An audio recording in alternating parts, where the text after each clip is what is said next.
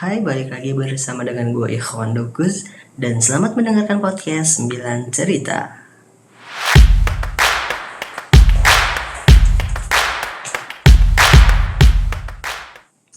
Kali ini gue akan bercerita tentang pengalaman yang menurut gue menarik ketika gue bermain sulap.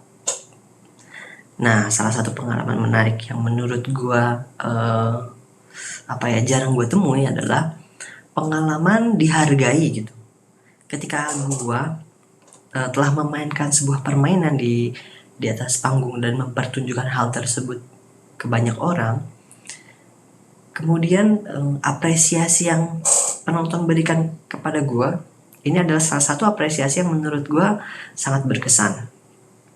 Jadi sekitar 2 tahun yang lalu gue diminta untuk mengisi acara yang sedang diselenggarakan oleh tempat gue kerja. Jadi di tempat gue ini sedang ada kegiatan simposium yang mana dihadiri oleh peserta-peserta nggak hanya dari Indonesia, tapi juga dihadiri oleh peserta-peserta asing. Dari Asia ada, dari Eropa ada, dari Afrika ada nggak ya? Kayaknya waktu itu belum ada deh. Tapi intinya saat itu gue diminta untuk mengisi salah satu kegiatan yang mana kegiatan itu adalah hiburan gitu, malam hiburan lah, simposium dinner lebih tepatnya. Jadi saat kegiatan simposium ada salah satu rangkaian acara yang diberi nama simposium dinner. Tujuan dari kegiatan simposium dinner ini adalah untuk mencairkan suasana dan memberi waktu serta tempat kepada para peserta agar mereka dapat berbaur dengan peserta lainnya. Nah, bersyukurnya saat itu gue diberi kesempatan untuk bisa mempertontonkan apa yang gue bisa bawakan gitu. Gue mempertontonkan sulap ke depan peserta-peserta yang ada saat itu.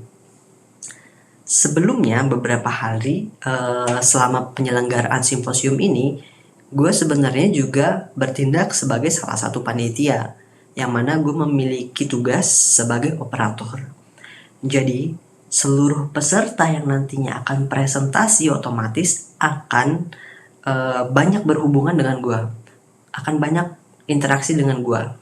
Misalnya mereka ingin menyiapkan PowerPoint-nya, mereka akan komunikasi ke gue untuk ditampilkan di layar seperti itu. Jadi hampir semua peserta itu udah tahu bahwa gue ini adalah orang yang membantu mereka untuk mengatur jalannya teknis selama berjalannya acara simposium. Dan hal yang berbeda adalah ketika simposium dinner, yang mana ketika simposium dinner gue tidak berperan sebagai operator lagi. Jadi saat itu gue naik ke atas panggung dan mungkin peserta yang lain menganggap mungkin si orang ini mau memperbaiki sesuatu gitu di atas panggung. Ternyata salah. Saat itu gue membawakan satu permainan, bukan satu sih.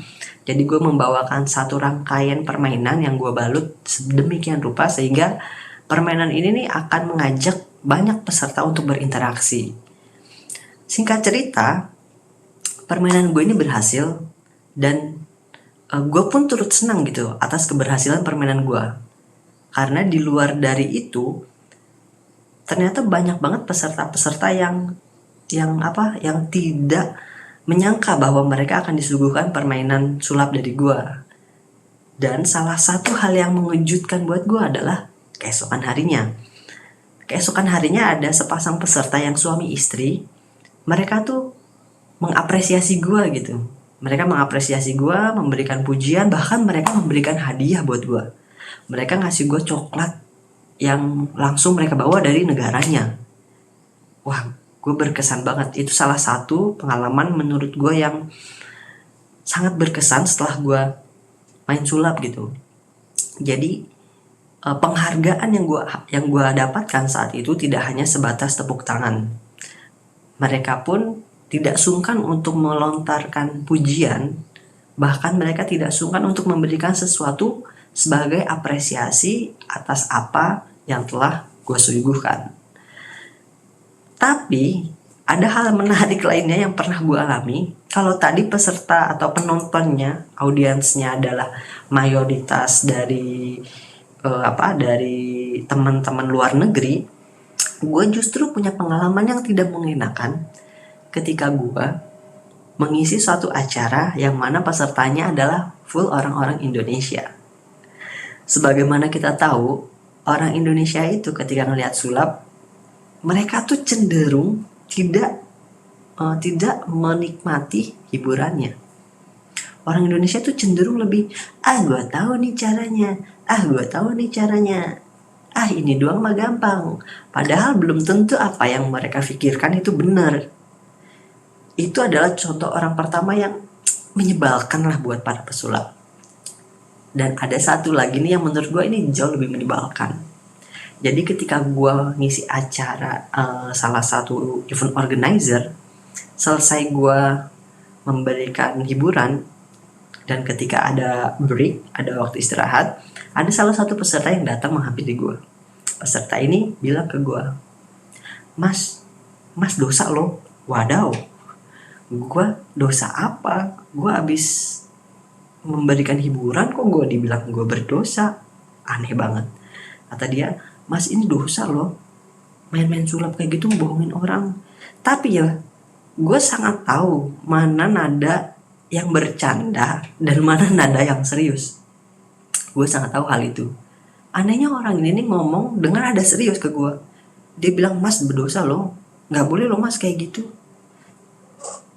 Come on, gue kan niatnya cuma mau menghibur, ya kan?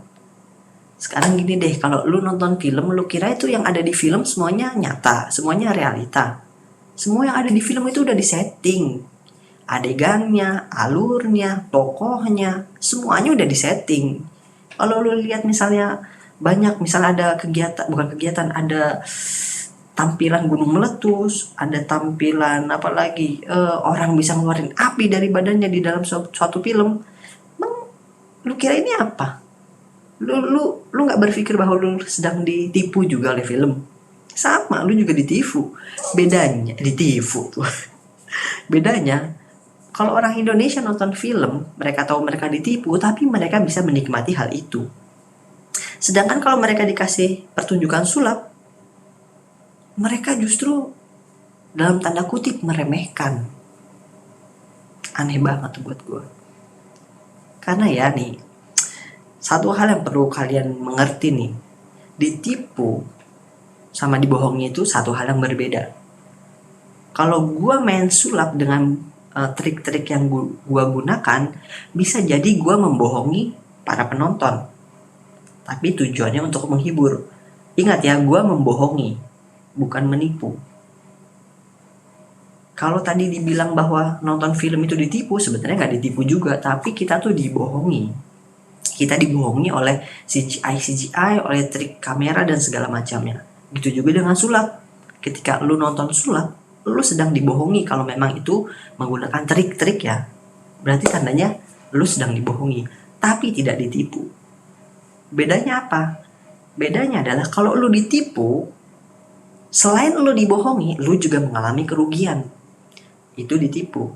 Kalau lu dibohongi, lu gak rugi apa-apa. Lu hanya gak tahu apa kebenarannya. Kayak main sulap.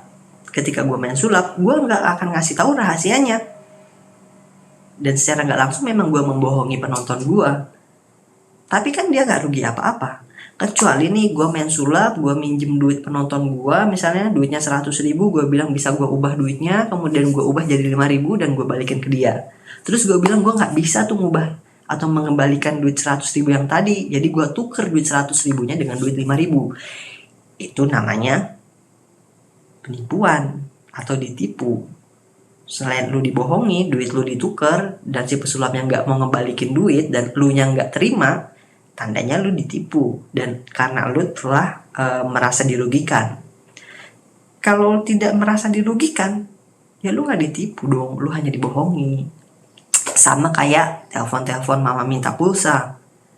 Ada orang nelpon lu, orang gak dikenal, tiba-tiba bilang dia ngaku orang terdekat lu atau dia orang tua lu, terus dia minta untuk lu ngirimin pulsa ke mereka. Mereka bohong, iya. Dan mereka mencoba menipu lu dengan cara mengambil atau meminta pulsa dari lu. Itu namanya ditipu. Kalau dibohongi sama ditipu, ya beda. Sekali lagi, jangan samain dibohongi sama ditipu. Terutama buat kalian nih yang gampang banget menilai satu permainan sulap tuh secara remeh gitu. Kalian nggak tahu aja, pesulap-pesulap tuh banyak yang menurut kalian permainannya gitu aja, tapi mereka tuh mikirnya berhari-hari, mikir konsep permainan sulap itu nggak gampang, nggak semudah itu. Karena permainan sulap itu yang baik adalah bukan hanya mempertontonkan efeknya, tapi membuat satu kemasan pertunjukan yang utuh. Jadi nggak hanya efeknya aja, tapi ada alurnya, ada ceritanya. Bahkan kalau bisa, selain lu dapat hiburan, lu juga dapat suggestion, lu dapat saran-saran atau dapat nilai-nilai dari permainan sulap itu sendiri. Terima kasih telah mendengarkan podcast 9 cerita. Itulah dia pengalaman gua terkait main sulap. Salah satu pengalaman enak dan tidak enak dalam bermain sulap. Jangan lupa, selain kalian dapat mendengarkan podcast 9 cerita di Spotify, kalian juga dapat mendengarkan podcast 9 cerita bersama dengan visual videonya di YouTube Ikhwan Dukus. Terima kasih telah mendengarkan podcast 9 cerita. Dadah.